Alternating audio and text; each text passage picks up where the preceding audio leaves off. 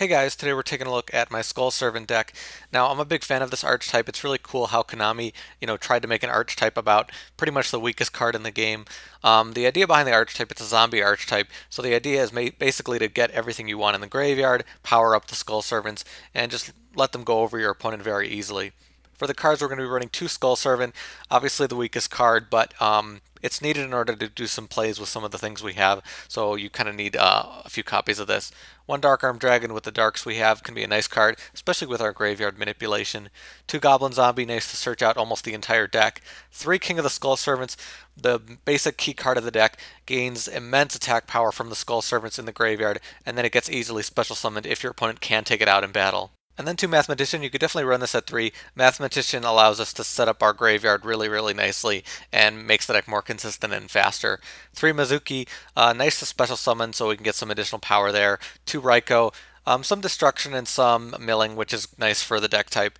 3 Lady in White, so obviously a Skull Servant, but additionally its protection effect is very powerful. They are able to, keep spell and traps from affecting those Skull Servant cards. So what you can do is use some of the special summoning power you do have to bring out Lady in White in defense mode while you have King out, and just to have, additional power on the field, which can lead to some pretty powerful stuff. Then 3 Wightmare, an essential card for this deck, again, another Skull Servant that allows you to make some really nice plays based on what's banished and, sending things to the graveyard, making things work really nicely.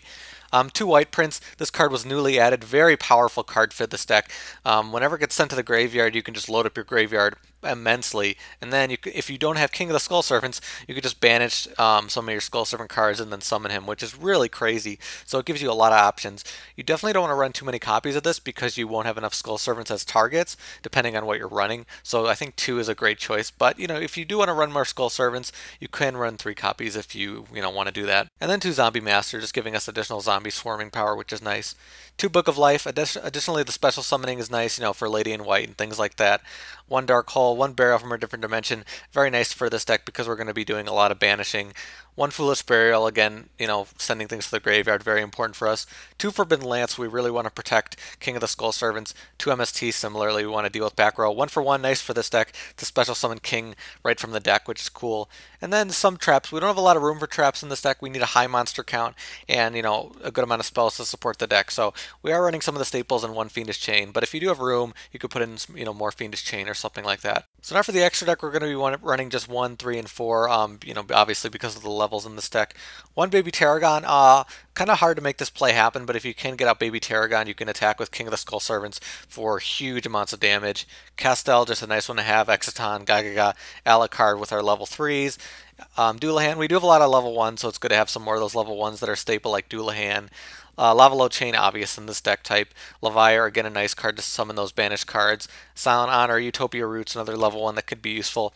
Lionheart, in case we can get this out, can be a powerful card to help finish off our opponent.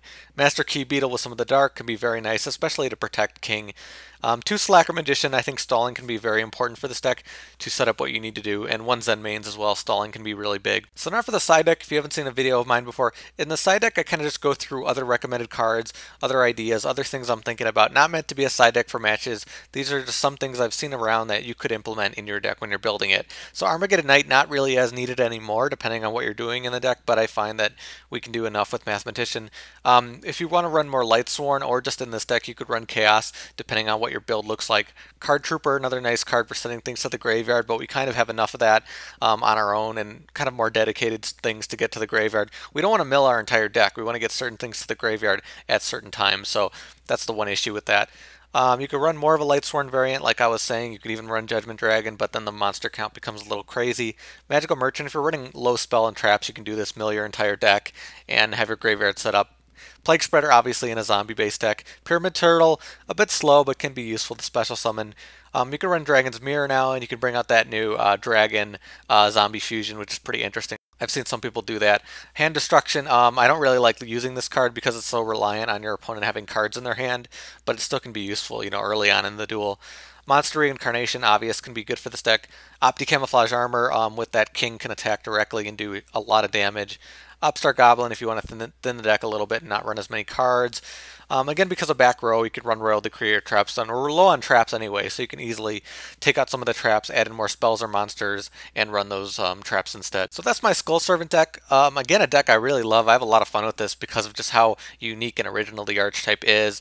I hope they keep adding more support. They seem to be very excited about this archetype because they added in Wightprince, which is just perfect for this deck, so they obviously really want to support it. So hopefully we'll see more down the line and we'll continue to have some really cool options with this deck.